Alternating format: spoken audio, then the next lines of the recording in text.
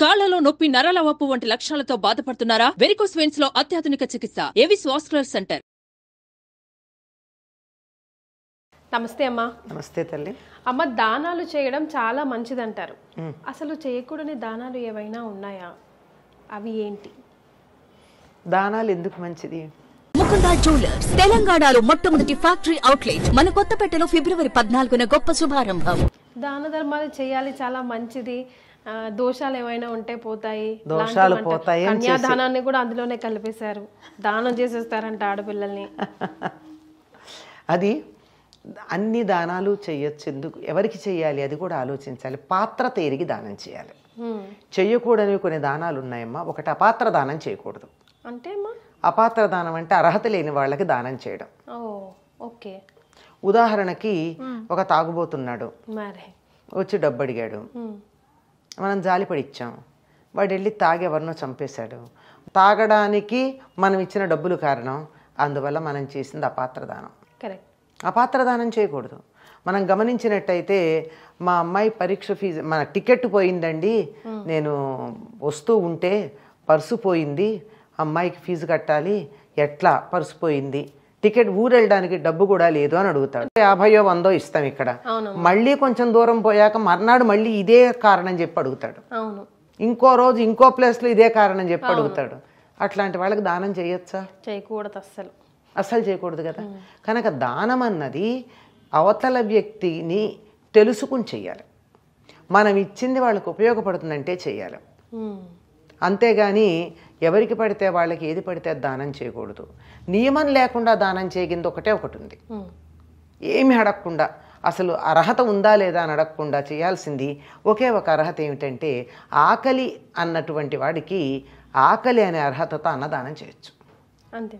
అన్నదానానికి మాత్రం అవతల వాడు మంచివాడా, చెడ్డవాడా, దుర్మార్గుడా, దుష్టుడా ఇవేమీ ఆలోచించక్కర్లా.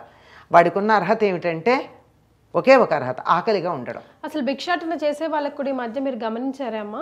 సిగ్నల్స్ దగ్గర ఆగినప్పుడు వస్తే గబుక్కున తీసిస్తే వద్దండి మాకు డబ్బులే కావాలని. అదే కదా వాళ్ళు అంటే, వాడికి కావాల్సింది ఆకలేసి అడగట్లా, వేరే రకాలైనటువంటి భోగాలకో, చెడ్డ పనులకో, కూడని పనులకో డబ్బు తీసుకుంటున్నాడు.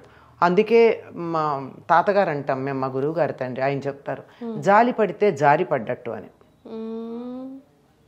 దయ కలిగి ఉండాలి కానీ జాలి పడకూడదు. దయ అంటే అవతల వాళ్ళతో వాళ్ళకున్న బాధను మనం పంచుకునేటటువంటి ఒక లెవెల్. అంతేగాని నేను ఇక్కడున్నాను వాళ్ళు అక్కడున్నారు అనుకుంటే మనం అక్కడికి వెళ్ళిపోతాం.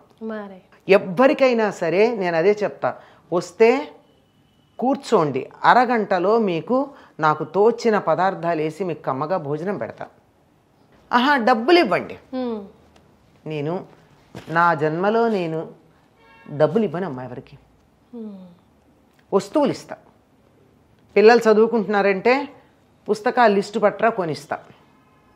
స్కూల్ ఫీజు రిసీట్ తీసుకురా ఇస్తా. లేదు నేనే స్కూల్కి వెళ్ళి కడతా.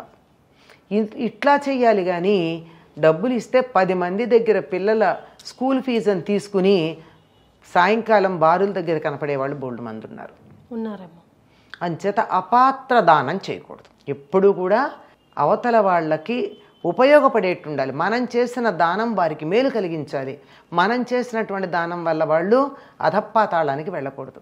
వాళ్ళు చేసే చెడ్డ పనులకు మనం సహాయం చేయకూడదు. ఒకే ఒక్కదానికి ఏమీ ఆలోచించకుండా చేయవలసింది అన్నదానం మాత్రమే. మిగిలింది ఏమీ చేయడానికి వీల్లేదు. ఇంకొక దానం కూడా ఉందమ్మా చేయకూడదు. వాగ్దానం. వాగ్దానాలు చేస్తే చాలా కష్టం. నిలబెట్టుకునేటటువంటి సత్తా లేనప్పుడు వాగ్దానం చేయకూడదు. నేను ఇది తప్పనిసరిగా చేయగలను అన్న నమ్మకం నాకు ఉన్నప్పుడు, 100కి 100 పాళ్ళు నేను నెరవేరుస్తాను అనేటటువంటి ఆత్మవిశ్వాసం ఉన్నప్పుడు మాట్లాడాలి. కానీ లేకపోతే అది చేస్తా ఇది చేస్తానని చెప్పడం చాలా తప్పు. అలా వాగ్దానం చేస్తే ఇబ్బంది పడిన సందర్భాలు మనకి రామాయణంలో 2 కనపడతాయి. ఏదమ్మా ఒకటి చెప్పండి. ఒకటి దశరథుడు విశ్వామిత్రుడు రాగానే మీలాంటి వాళ్ళు వచ్చారు, మీరు ఏదడిగినా ఇచ్చేస్తానన్నాడు. రాముడిని పంపించమన్నాడు. ఇబ్బంది పడ్డాడు. కానీ చివరికి వశిష్ఠుడు చెప్పడంతో పంపించాడు అనుకోండి. తొందరపడి మాట ఇవ్వకూడదు. అలాగే కైకకి 2 వరాలు ఇస్తానన్నాడు. ఆ వరాలు ఇవాళ అడిగింది ఆవిడ తీర్చమని. తీర్చమని అడిగితే తీరుస్తానన్నాడు. మరి ఏమిటో ఆయన వాగ్దానం చేశాక, తీరుస్తాన్ని వాగ్దానం చేశాక విషయాలు బయటపెట్టింది. రాముడి వనవాసం, భరతుడి పట్టాభిషేకం. 2 సార్లు తొందరపడి వాగ్దానం చేస్తే ఇబ్బంది పడ్డాడు. కనుక వాగ్దానం అన్నది త్వరపడి చెయ్యరాదు. అది కూడా ఎప్పుడు ఆనందంగా ఉన్నప్పుడు అసలు చేయకూడదు. మరి కామ్ అండ్ క్వైట్గా ఉన్నప్పుడు నాకు ఇది ఉంది, నేను ఇవ్వగలను, ఇస్తే అవతల వాళ్ళకు ఉపయోగపడుతుంది అని అనుకున్నప్పుడు నేను ఇస్తాను అని చెప్పచ్చు. కానీ ఆవేశంలో చెప్పకూడదు. కనుక వాగ్దానం చేయకూడదు, అపాత్ర దానం చేయకూడదు. అపాత్ర దానం చేస్తే ఏమవుతుందంటే, పాత్రత అంటే అర్హత అన్నాం కదా, కిలుం పట్టిన పాత్రలో పాయసం పోస్తే పాయిజన్ అవుతుంది. అవతల వాడికి మనం ఇచ్చేటటువంటిది పాయిజన్ కాకుండా ఉండేట్టు చూసుకోవాలి. దానివల్ల వాడికి నష్టమా అంటే మనకు కూడా నష్టమయ్యే ప్రమాదం ఉంది. ఉదాహరణకి మీరు అన్నారే దానాలు చేస్తే మంచిదని, ఆ గ్రహశాంతి ఈ గ్రహశాంతి అన్నారే, అట్లాంటప్పుడు దానం పుచ్చుకున్న వాడికి మనం చేసినటువంటి పాపం పెడుతుంది. మరి ఏంటండి, పాపాలు ఇవ్వడం తప్పు కదా.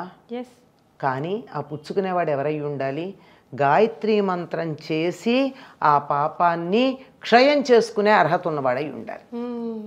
ఇది చెయ్యడం వల్ల నేను ఈ దానం తీసుకున్నాను, ఏదో గురుదోషం ఉంది, శనగల దానం తీసుకున్నా, ఆ గాయత్రి చేసి ఏదో ఇన్ని లక్షలు ఉంటాయి, నాకు లెక్క తెలియదు, కానీ దీనికి సంబంధించినటువంటి పాపం వస్తే తనది కాదు కదా, అంటుకోదు తొందరగా, అంచేత దులపచ్చు.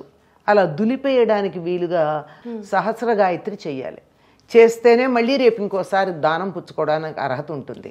అంటే పాత్ర క్లీన్ చేసుకుని వెళ్ళాడు పుచ్చుకోవడానికి, లేకపోతే నేనంటే టీ తాగిన మరకలు అందులోనే ఉంటాయి. అవును, చాలా మంది ఈ మధ్య తీసుకోవట్లేదు కూడా, మళ్ళీ నాకు గాయత్రి చేసే టైం లేదమ్మా. అదే అందుకని అలాగా గాయత్రి చేసేటటువంటి వాళ్ళకే, అంటే మళ్ళీ ఏమిటండి బ్రాహ్మణులు గాయత్రి ఇలా మీరు చాదస్తంగా చెప్తున్నారు అని అనుకోవచ్చు. దానం ఇస్తే పాపం పోతుందని అది చాదస్తం కాదా? అది చాదస్తమైన వాళ్ళు దీని గురించి మాట్లాడడానికి వీల్లేదు.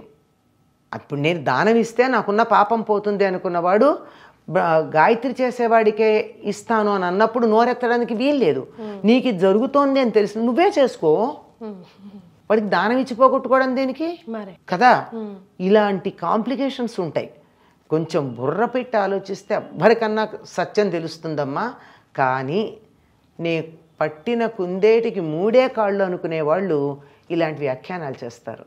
అందుకని అర్హత కలిగిన వాడికే దానం చేయాలి. పాపాలు పోవాలనుకుంటే లేదు, నా దగ్గర ధనం అధికంగా ఉంది, ఎదుటి వాళ్ళకి కొంచెం తక్కువగా ఉంది, వాళ్ళకి ఇద్దాము అని అనుకుంటే అలాంటప్పుడు కూడా దాన్ని సద్వినియోగం చేసుకుంటారన్న వాళ్ళకి ఇవ్వాలి.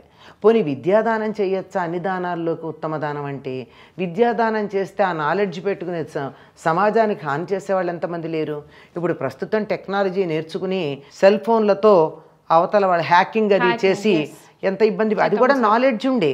కనుక ముందు ఏ చదువు నేర్పాలన్నా, ఏ విద్య నేర్పాలన్నా మనిషిలో క్యారెక్టర్ ఎట్లా ఉందో చూసి నేర్పాలి. విద్యాదానం చేయాలన్నా క్యారెక్టర్ అనేటటువంటిది, దాన్ని మంచికే ఉపయోగిస్తాడు చెడుకు ఉపయోగించడు అనేటటువంటి ఒక నమ్మకం కావాలి. ఆకలిస్తోంది పెట్టమ్మ డబ్బు ఇవ్వమని అడిగినటువంటి వాడు కూడా అన్నమే తింటాడు తాగడు అనే నమ్మకం మనకు ఉండాలి. అంచేత అపాత్ర దానం చేయకూడదు, వాగ్దానం చేయకూడదు. చాలా సింపుల్గా ఆలోచింపజేసే విధంగా చెప్పారమ్మా. చాలా సంతోషం, ధన్యవాదాలు.